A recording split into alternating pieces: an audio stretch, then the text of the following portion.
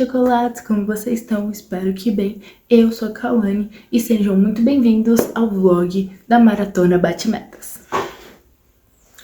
Então, gente, hoje é dia 14 de dezembro, são 5 da tarde. Já era pra eu ter gravado outros takes desse vlog, sim, porque a maratona começou dia 6. Só que foi bem na semana de estudos pra semana de exames da minha faculdade. Então eu tava lendo, mas eu tava mais estudando.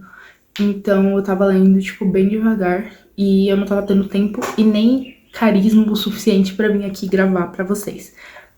Então eu deixei pra fazer isso agora, que eu já tô mais tranquila, apesar de que nessa semana eu vou viajar. Mas eu já tô mais tranquila.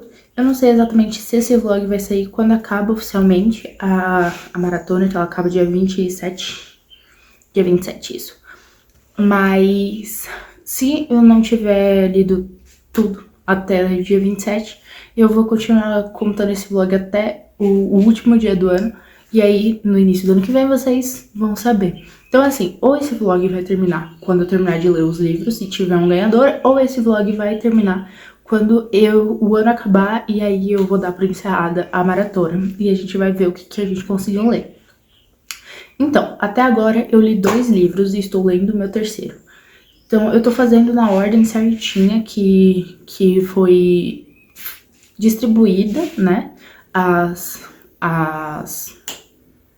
os desafios. Inclusive, essa é a minha TBR, caso vocês não tenham visto o vídeo onde eu comentei sobre a minha TBR. Caso vocês não tenham visto, eu vou deixar o link aqui embaixo assim que acabar esse vlog, ou se você quiser ir agora assistir, o link tá aqui embaixo do outro vídeo. Vai lá assistir e volta aqui depois pra continuar e ver a minha opinião sobre esses livros. Eu não vou lembrar bonitinho quais foram os prompts que cada desafio teve, mas eu tô aqui com a lista de livros que eu selecionei. Então eu tô fazendo naquele modo, no mesmo modelo que eu mostrei pra vocês agora. Então, eu já li os 2 primeiros livros. O primeiro round ele já foi completado, que ele foi entre o livro 21 Dias e o livro A Última Casa da Rua Needles. Então vamos lá, eles são de gêneros totalmente diferentes. Um é romance, apesar dele ter uma coisa ali no meio que vira um mistériozinho, mas ele é romance, e o outro é de mistério e investigação. Então eu acabei o 21 Dias no dia 8 e A Última Casa da Rua Needles no dia 9. Então vamos lá. Vamos começar sobre o que eu achei do livro 21 Dias. Ele é um livro nacional, é um romance sáfico, onde ele se passa durante a pandemia, onde uma das protagonistas, ela recebeu uma carta de uma amiga que é médica, ou melhor, que era médica, e que ela faleceu durante o período todo de quarentena, porque ela tava na linha de frente. E aí ela deixou uma lista de 21 coisas que ela queria fazer antes de morrer, mas não deu tempo. E sim, ela morreu de Covid, e ela mandou essa lista pra essa amiga, a Mariana. E aí ela vai até a noiva, que na verdade a gente descobre que ela era namorada / ex-namorada. Era uma situação, um relacionamento muito complexo, muito confuso. E porque essa menina, ela pediu pra que essa lista fosse realizada entre as duas. E aí, beleza, ela foi bater lá na casa da outra protagonista, que eu não vou lembrar o nome agora, mas ela é chamada de Sabar por um bom tempo do livro, que é o sobrenome dela, eu não vou lembrar o nome, mas elas vão ter que fazer a quarentena juntas, né, a partir daquele momento, pra conseguir completar essas 21 coisas. E essas 21 coisas vão ser adaptadas conforme a disponibilidade, porque tá todo mundo de quarentena, então eles não podem ficar saindo. Bom, mais pra frente no livro, a gente descobre algumas coisas bombásticas. Elas vão, além delas descobrirem que essa amiga que morreu / ex-namorada que morreu não era tão legal assim quanto elas pensavam, não era tão amiga da Mariana assim quanto ela pensava. Então, assim, elas vão descobrindo que muitas coisas da fachada dessa menina que morreu eram realmente só fachada. Então, elas vão continuando e vão se envolvendo, vão descobrindo por que a Sabar parece não gostar muito da Mariana e como é que isso vai se desenvolvendo até se desenvolver um romance. E, enfim, além dessa questão delas desenvolverem um romance, que acontece até que rápido, no sentido de passagem de páginas, é uma história extremamente fluida, então você vai passando a página muito rápido. É bem desenvolvido e a gente entende que, tipo, o que elas têm é meio que uma coincidência gigantesca e que elas vão se encontrando, se reencontrando em vários momentos da vida delas e que meio que era predestinado para elas estarem juntas.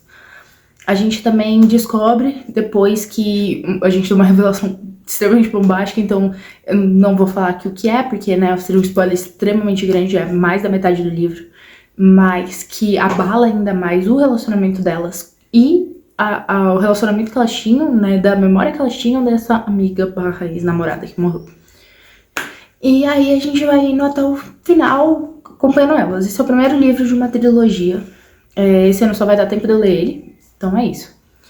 Eu gostei desse livro, apesar de eu achar que é, tipo, mirabolante pra caramba. Só que depois, no livro seguinte, tipo, também é muito mirabolante, então tá tudo certo. Mas, assim, não me conectei tanto, assim, com os personagens, apesar de elas serem ótimas personagens. E eu gostei bastante do livro até, eu dei 4 estrelas. 4 estrelas pra esse livro, eu tô com o meu journal aqui pra não passar nenhuma informação errada sobre as minhas notas e datas e coisas do gênero. E essa foi a primeira leitura da maratona. A segunda leitura foi A Última Casa da Rua Needles. E, meu Deus, esse livro é muito maluco. Gente, toda hora é um plot twist em cima do outro. Você não sabe o que tá acontecendo de verdade. Tipo, até o finalzinho, assim, eu acho que vão dando pistas e você acha que você entende, só que aí você vê que é muito mais complexo, que aquilo é bem confuso, é muito confuso. A gente tem 2 pontos de vista, na verdade a gente tem vários pontos de vista, né? Só que os 2 que são mais, que conduzem a história, principalmente nesse sentido de, tipo, protagonistas humanos que conduzem a história, a gente tem 2. A gente tem o ponto de vista de 2 humanos, uma gata e é isso. E aí a gente vai passando com o tempo. Eu confesso que eu tô um pouco cansada dessa fórmula de livro, que livros de suspense normalmente, os que são escritos atualmente, eles seguem um padrão muito claro de vários pontos de vista que vão se cruzar em algum momento e você vai entender tudo que tá acontecendo. Só que esse livro é muito, muito maluco. Ele é muito maluco. E, tipo, eu não posso falar nada muito grande, porque qualquer coisa pode ser um spoiler, porque ele é extremamente louco, sabe? Então, assim, a gente acompanha o Ted, porque a gatinha fica falando dos humanos como se eles fossem Teds, a espécie Ted. Mas o Ted, e a gente também acompanha a Didi, e a gata Olivia. O Ted, ele é um adulto, um homem adulto, que ele tem muitos problemas, tanto com questão da personalidade dele, ele é considerado muito esquisitão, ele é afastado de todo mundo. Ele mora nessa última casa da Rua Needles, que há muito tempo atrás foi investigada porque aconteceu alguma coisa naquela casa, ou desconfiaram que os donos daquela casa tinham feito alguma coisa, que faziam parte da família dele, então todo mundo olhava meio torto pra ele. Tinha algumas vizinhas que não, mas a maior parte olhava tipo, nossa, ele é muito esquisitão. E a gente tem a Didi, que ela perdeu a irmã dela, num dia que eles estavam, acho que num parque, se eu não me engano, num passeio de família, e a irmã dela simplesmente sumiu, e ela continua procurando a irmã dela.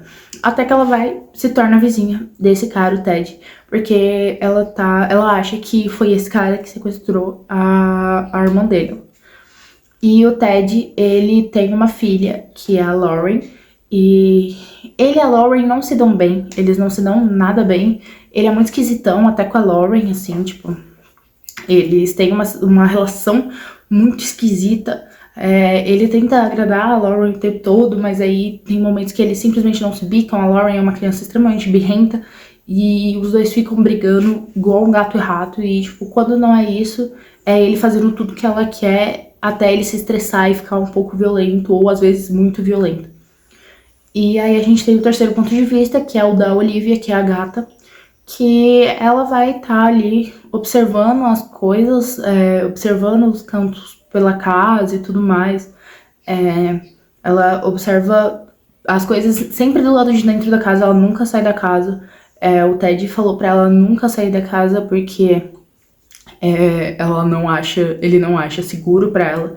E ela também não acha seguro porque ela foi resgatada de muito bebezinha, porque a mãe morreu, a gatinha, a mãe dela morreu e tudo, tipo.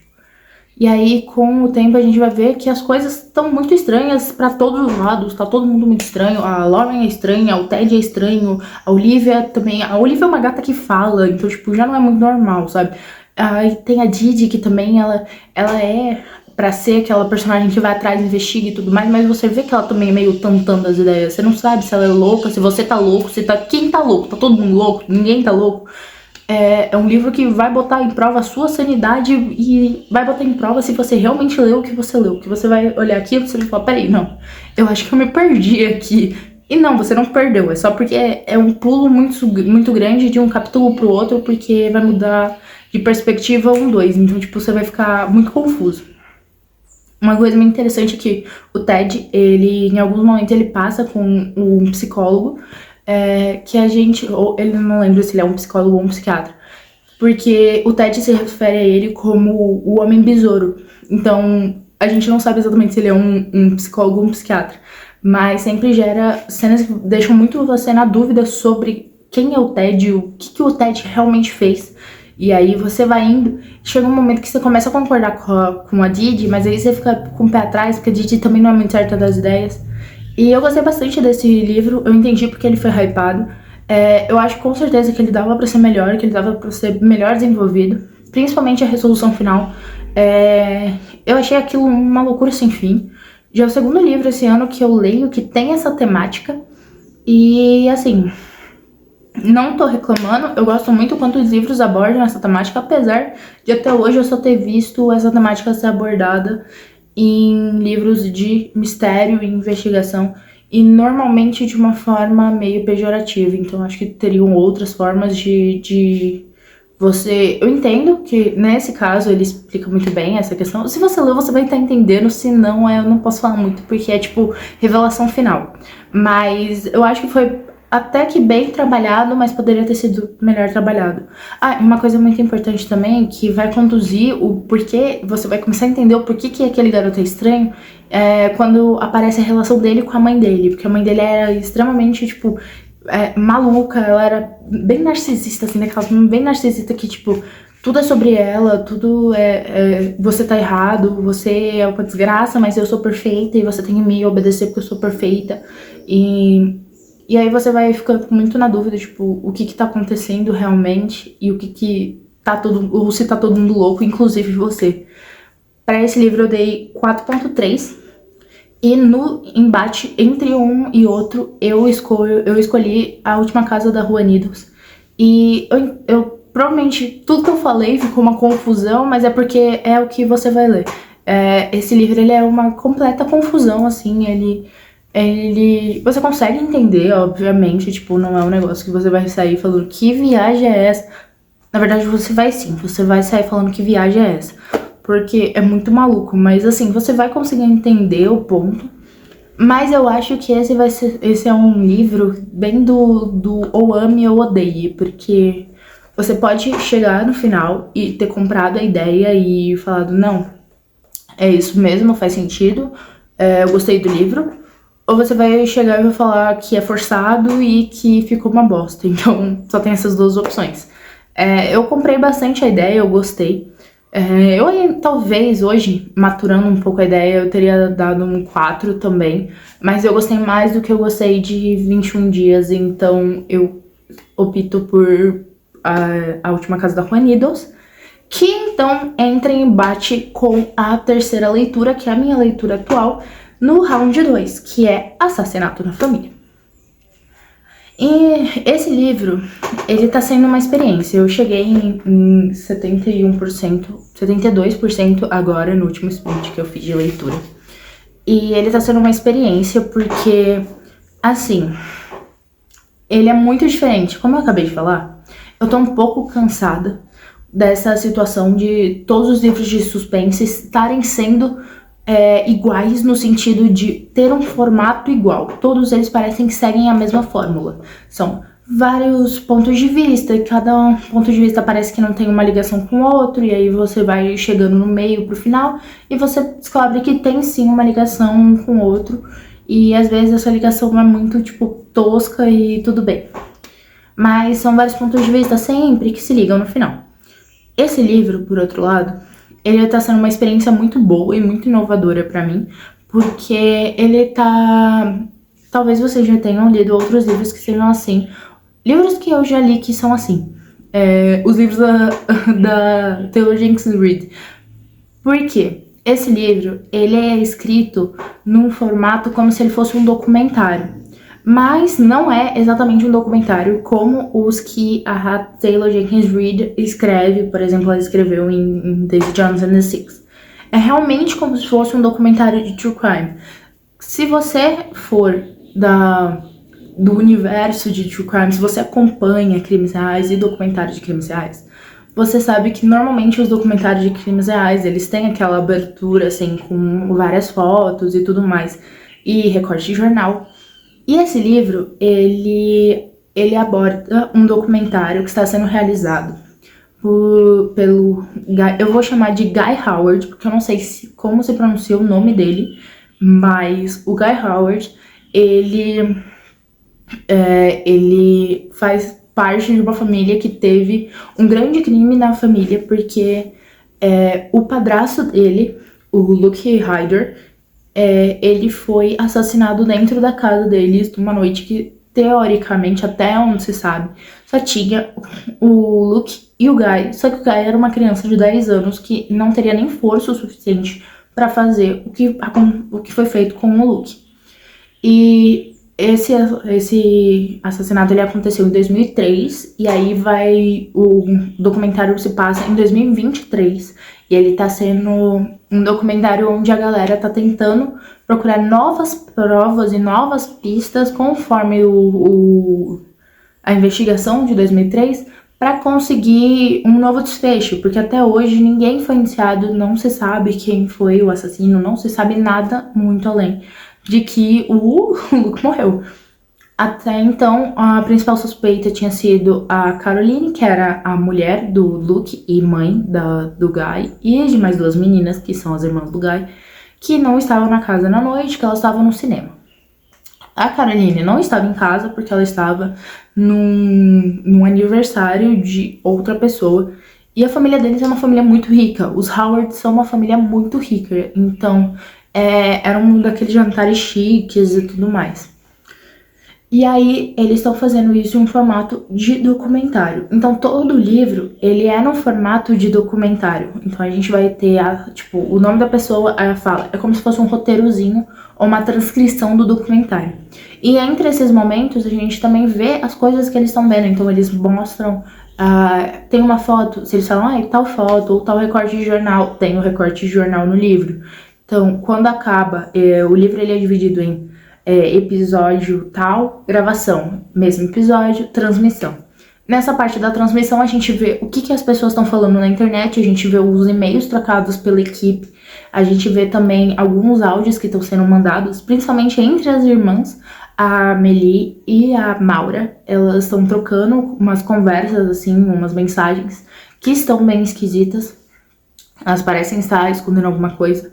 A Maura tá participando do documentário, mas a Amélie não, ela se recusou a dar entrevista. Então a gente tá até agora numa parte que tá sendo investigada pela equipe, são 6 investigadores, cada um é de uma área. Então tem gente da perícia, tem psicologia forense, tem gente que é jornalista. Temos muitas áreas, assim, são 6 pessoas que estão fazendo essa equipe de investigação. E para além disso, a gente tem como principais testemunhas que são recorrentes as pessoas que já estavam envolvidas no caso. Então, a gente tem o Rupert Howard, que ele é o filho mais velho do pai do Guy. do Guy, eu não sei falar o nome dele. Porque a Caroline, ela foi o segundo casamento desse, acho que é Andrew, se eu não me engano, é Andrew Howard. E no primeiro casamento, ele teve um filho chamado Rupert. Então temos o Rupert, temos o Guy e temos a Maura como principais testemunhas que estão ali sempre sendo envolvidas nisso. Até agora eu tô gostando bastante, foi um formato que me pegou bastante e a escrita tá fluindo muito, então eu tô gostando muito. Eu tô gostando bastante de acompanhar esses personagens, apesar de os personagens estarem muito me irritando, mas aí é porque a maior parte deles são homens brancos e eles falam muita merda e eu fico assim, cala a boca. Mas num grande geral eu tô gostando muito desse livro. E se ele continuar assim, e se o final não estragar ele pra mim, existe a chance dele ir pra final. Então, assim, não vou bater o martelo ainda, porque estou em 72%. E tem muita coisa ainda pra acontecer, tem mais de 100 páginas, e em mais de 100 páginas muita coisa pode acontecer. Mas é isso, por enquanto, que temos. Daqui a pouco eu vou ler mais um pouquinho. Provavelmente eu vou terminar amanhã esse livro, e aí eu volto quanto antes pra contar pra vocês o que eu continuo achando, tá? Beijinho, até mais. E aí, chocolates, como vocês estão? Eu espero que bem. Eu vim aqui agora pra continuar esse vlog que começou há muito tempo. Começou no início da Maratona Bate-Metas do Jeff, no final do ano. E que eu enrolei muito pra gravar, muito mesmo. Muitas coisas aconteceram desde a última vez que eu apareci aqui pra falar com vocês. Eu viajei de novo. Aí eu não tive tempo pra gravar, eu não tive espaço pra gravar, porque eu tava na casa da minha mãe e eu tenho 2 irmãos pequenos.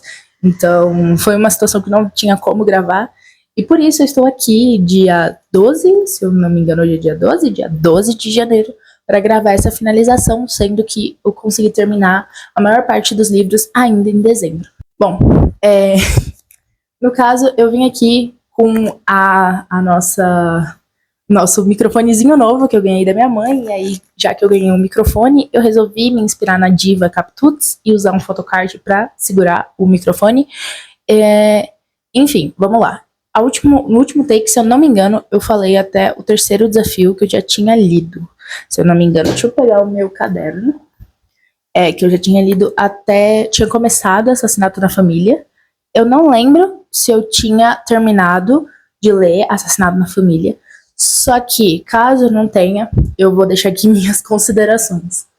Eu gostei bastante, na verdade, ele foi, eu acho que um dos meus favoritos, no geral, porque é uma história que foge do óbvio da montagem de histórias de livros de suspense. Eu gostei muito do fato que ele é um livro que parece um documentário, você consegue imaginar um documentário, então eu gostei bastante.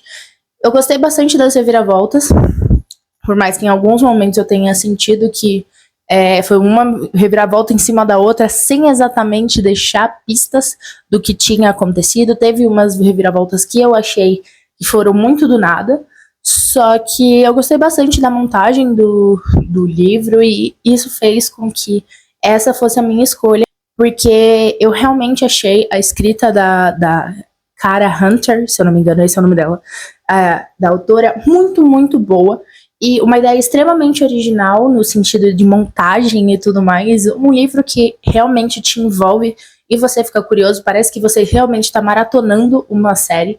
E os interlúdios, podemos assim dizer, entre um capítulo de filmagem e outro capítulo de filmagem, são muito bons, porque eles trazem pra gente os comentários de quem tá assistindo, as revelações que tiveram durante as gravações, e eu achei isso maravilhoso.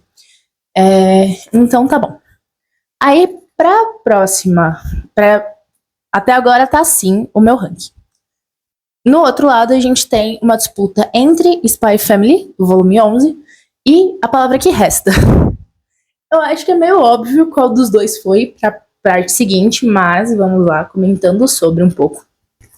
Eu gostei de Spy Family, desse volume em específico, só que, de novo, tem muitas coisas na montagem de Spy Family que elas me incomodam. E nesse, a gente teve, de novo, a situação da Yor, de como ela se porta, a relação dela com o irmão, que é extremamente esquisita. A relação dela com o irmão dela me incomoda muito, porque beira ali uma situação que não é legal. Beira ali uma situação que dá pra ver que ela não é recíproca nessa situação, mas ao mesmo tempo ela não desestimula, sabe? E isso é muito esquisito, eu acho isso muito estranho. Eu gosto muito da Yor como uma personagem sozinha, mas pra mim, no momento em que tentam colocar ela nessa configuração de dona de casa, de mulher, não só dona de casa, mas principalmente mulher do Lloyd, me incomoda muito a forma que ela é retratada e, sei lá, pra mim, eu entendo que a personalidade dela e a personalidade dela no trabalho dela em si são muito diferentes, só que não sei, me incomoda muito. Eu gosto muito das crianças, as crianças me divertem muito, exceto a amiga, a melhor amiga da Anya. Que também ali é outra situação muito esquisita pra mim. Essa menina é muito estranha. Gente, pelo amor de Deus. Mas, assim, num grande geral, eu gostei. Teve uma situação nesse volume, que eu não sei o quanto eu posso falar aqui pra não ser spoiler, mas que eu me divirto muito com a Anya, porque em situações de extremo perigo, ela sempre passa uma imagem pros outros de tipo, eu sou maluca, eu sou louca. E tá bom, ela realmente é meio maluca, ela é realmente meio louca, só que pelos motivos diferentes do que as pessoas estão pensando. Eu todo mundo pensando que ela é louca por ser louca, ou que ela é louca única e exclusivamente porque ela tá tentando salvar o dia. E ela realmente tá tentando salvar o dia. Só que não da forma que as pessoas pensam. Principalmente aquele professor. Aquele professor lá que preza muito pela elegância. Eu rio muito dele. Porque ele é muito ridículo, gente. Desculpa. Mas eu adoro Spy Family. Mas tem muitas coisas que me incomodam. Eu acho que a gente tem que aprender a apontar as coisas que nos incomodam nas obras que a gente gosta. E, em contrapartida, a gente teve A Palavra que Resta, que foi um livro brutal. Ele é um livro muito pequeno. Infelizmente, eu não tô com nenhuma edição física aqui, além de Modal Zushi, porque eu não tinha terminado quando eu fui viajar, então eu levei junto comigo, mas todas as outras estão na minha casa, então eu não tenho aqui pra mostrar pra vocês. Mas foi um livro muito brutal. E foi um livro que ele pegou muito no meu íntimo. Por várias passagens, assim, o nosso protagonista, ele sofre muita homofobia do pai dele, ele foge de casa por causa disso, por causa do que ele apanha do pai dele por homofobia, que o pai dele, ele realmente ama o filho dele, só que dá pra ver que tem uma visão muito distorcida do que é esse amor, do que é essa proteção, sabe?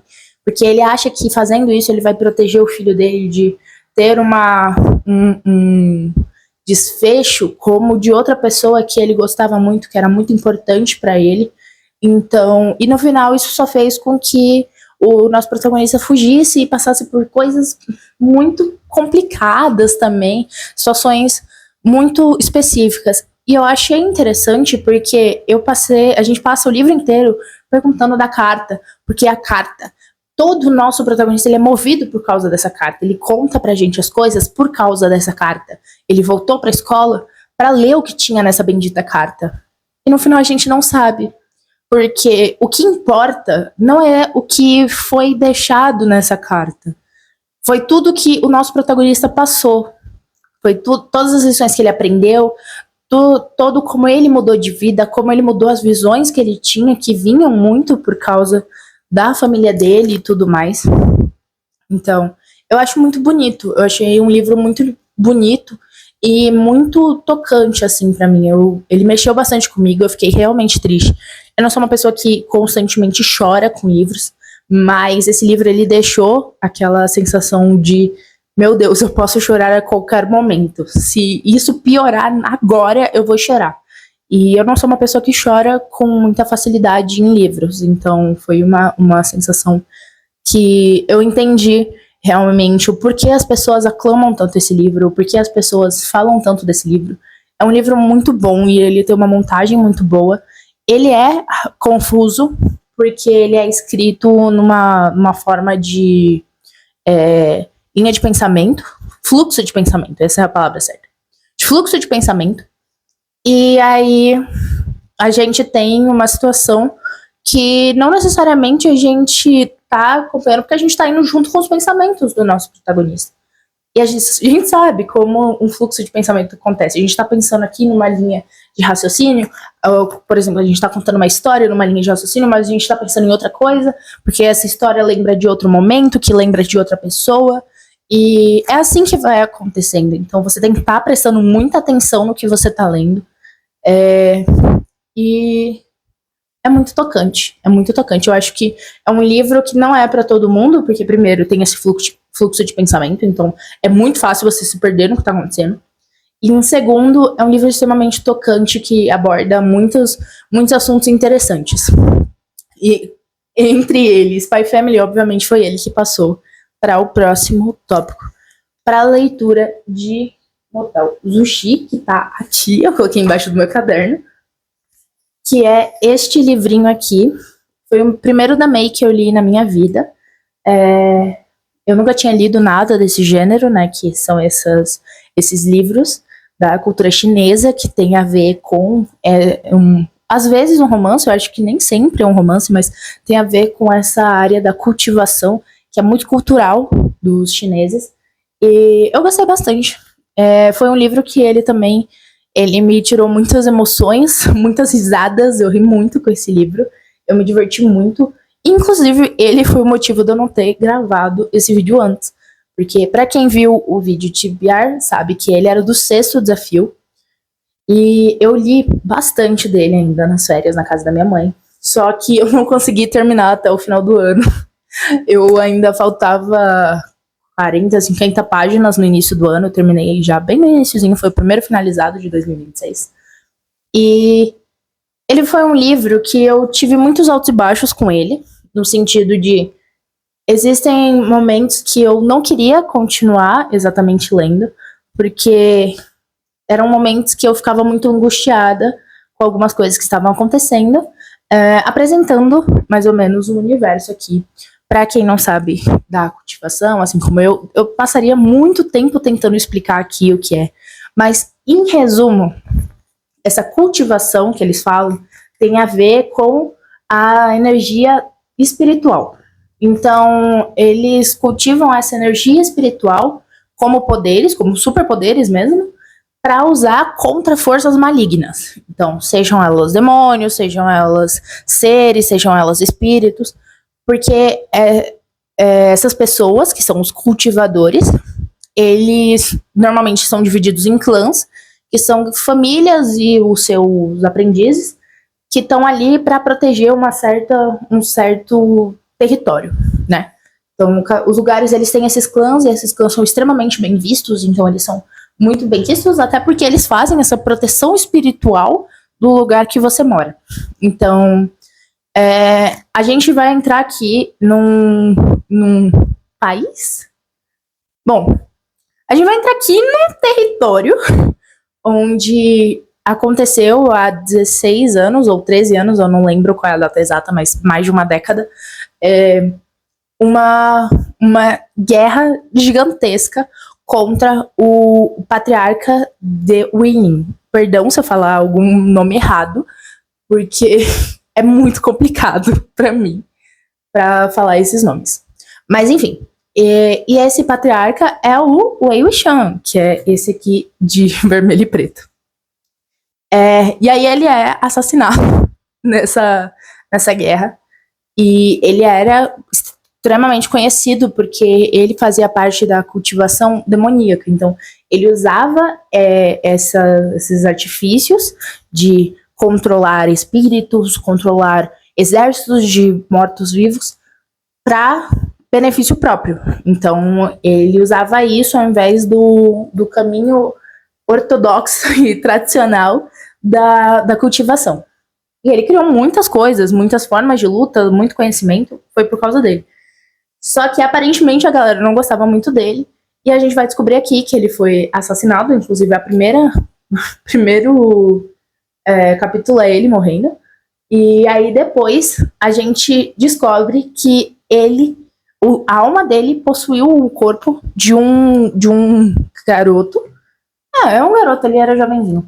De um garoto que ele era maltratado pela família dele, porque ele foi um filho bastardo, de um clã. Então, um desses mestres de clãs teve um filho com uma pessoa que não tinha nada a ver com a cultivação. E aí, esse garoto, ele inclusive chegou aí para o treinamento dos clãs, ele voltou porque não queriam ele lá, e aí, enfim, ele descobre que ele possuiu esse garoto, porque o garoto, ele ofereceu para ser possuído para que o Wei Wuxian fizesse vingasse ele da família dele, porque a família dele, né, tratava ele extremamente mal e tudo mais. E aí, enfim, daí a gente vai começar a ver ele nessa situação, ele com medo de que as pessoas descubram que ele é ele, né, porque ninguém gosta do Wei Wuxian, ninguém gosta do Wei Wuxian. Todo mundo tem uma birra com ele por algum motivo. Seja porque ele, enquanto ainda era o patriarca dos Weilin, traiu alguém ou matou alguém, mas tinha uma birra gigantesca que nesse livro a gente não sabe toda a história, até porque são 5 livros, essa aqui é só o começo da história. Mas ele era conhecido entre os clãs porque ele realmente era muito inteligente e criou muitas coisas que ainda são usadas, inclusive. Mas enfim, eu gostei bastante, eu me diverto muito, o Wei Wuxian, ao mesmo tempo que ele me estressa, eu rio muito das coisas que ele fala, porque ele é muito besta, assim. Eu fico incrédula de quão inteligente é quando ele abre a boca pra falar as coisas que ele sabe, porque ele é um idiota. Ele não para de encher o saco de todo mundo por pura diversão. Então, ele é um protagonista, assim, que eu passei o tempo todo. Eu me irritava com ele, mas ao mesmo tempo eu ria muito dele. E, enfim, eu gostei muito desse livro. E foi uma experiência muito boa e eu quero continuar nesse universo. Eu ganhei esse livro de presente da minha amiga, né, da Aline. Ela me deu esse livro de presente e eu vou pegar todos os outros emprestados dela, porque eu realmente tenho que continuar essa série, que eu adorei muito esse livro. E, inclusive, entre ele e A Palavra que Resta, ele foi o escolhido. Mas, por favor, não me apedrejem. Não é sobre o quão bom esse livro é, porque eu amei os 2 livros. Os 2 livros foram muito impactantes pra mim, de formas completamente diferentes. Mas foi mais sobre o meu sentimento enquanto eu lia. Eu gostei muito mais dos sentimentos que eu tive enquanto eu lia Modal. Mesmo que em momentos eu ficasse triste, eu ficasse tensa, ele me causou uma gama muito grande de sentimentos. E entre os 2, pela minha experiência de leitura, Modal Zushi foi muito melhor.